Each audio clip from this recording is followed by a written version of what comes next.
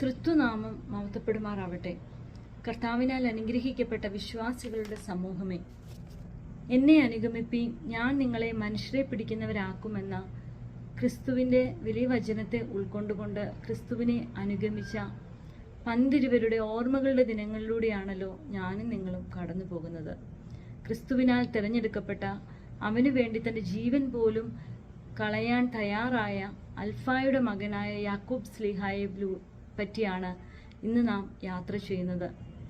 പുതിയ നിയമത്തിലെ സുവിശേഷത്തിലും അപ്പോസ്തല പ്രവൃത്തികളിലും സ്ലീഹായെ പറ്റി പരാമർശിക്കുന്നത് പരിമിതമായിട്ടാണ്. അതുകൊണ്ട് തന്നെ ഇതിനെ യാക്കോബ് ലെസ് എന്നാണ് വിശേഷിപ്പിക്കുന്നത്. യാക്കോബ് സ്ലീഹായുടെ ജനനം യഹൂദയിലെ ഗലീലയിലാണ്. സെബദിപുത്രന്മാരായ യാക്കോബ് സ്ലീഹായെ തിരിച്ചറിയുന്നതിന് വേണ്ടി അൽഫായുടെ മകനായ യാക്കോബിനെ ചെറിയ യാക്കോബ് എന്നാണ് പിതാക്കന്മാർ വിശേഷിപ്പിച്ചിരുന്നത്. സ്ലീഹായുടെ ജീവിതം വളരെ നിശബ്ദതയിലൂടെയും പരിമിതികളിലൂടെയും കടന്നുപോയെങ്കിലും മാനവരാശിക്ക് മുഴുവനും വലിയൊരു സന്ദേശമാണ് സ്ലീഹ നൽകുന്നത്. യേശുക്രിസ്തു ഒരിക്കൽ സ്ലീഹായെ തന്റെ ശിഷ്യനായി വിളിച്ചടുപ്പിക്കുമ്പോൾ നിശബ്ദതയോടെ അവനെ അനുഗമിക്കുക മാത്രമാണ് ചെയ്തത്.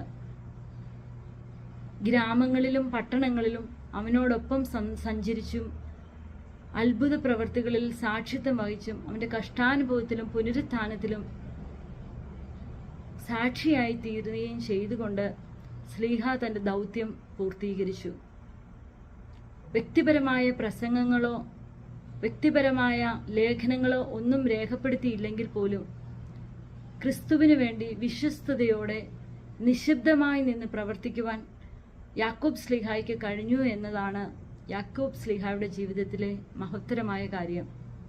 അതുകൊണ്ട് തന്നെ സ്ലീഹായെ നിശബ്ദതയുടെ അപ്പോസ്തലൻ എന്നാണ് വിശേഷിപ്പിക്കുന്നത്. ക്രിസ്തുവിൻ്റെ ഉയർത്തെഴുന്നേൽപ്പിനും പെന്തിക്കോസ്തിയുടെ അനുഭവത്തിനും ശേഷം പ്രേഷ്യൻ രാജ്യങ്ങളിൽ സുവിശേഷ പ്രഘോഷങ്ങളിൽ ഏർപ്പെടുകയും പിന്നീട് ക്രിസ്തുവിന് വേണ്ടി രക്തസാക്ഷിത്വം വഹിക്കുകയും ചെയ്തു എന്നാണ് പിതാക്കന്മാർ തങ്ങളുടെ രേഖകളിൽ രേഖപ്പെടുത്തിയിട്ടുള്ളത്. വിശുദ്ധ യാക്കോബ് സ്ലീഹായുടെ ജീവിതം നമ്മെ ഓർമ്മിപ്പിക്കുന്നത് പ്രശസ്തികൾ ചരിത്രത്തിൽ ഇടം പിടിച്ചേക്കാം, എന്നാൽ വിശ്വസ്തയോടെ അർപ്പണബോധത്തോടെ ദൈവം ഏൽപ്പിച്ച കർത്തവ്യത്തെ നിറവേറ്റുക എന്നതാണ് യഥാർത്ഥമായ ഒരു ശിഷ്യന്റെ ദൗത്യം എന്ന് പറയുന്നത്.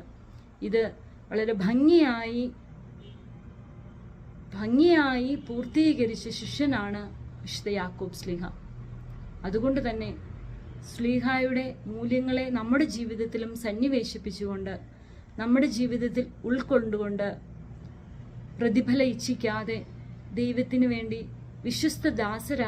വിശ്വസ്തരായി പങ്കാളികളായി സാക്ഷീകരിക്കുവാൻ സ്ലീഹായുടെ പ്രാർത്ഥനയും കാവലും നമുക്ക് കോട്ടയായിരിക്കട്ടെ എന്ന് പ്രാർത്ഥിച്ചുകൊണ്ട് നിർത്തുന്നു.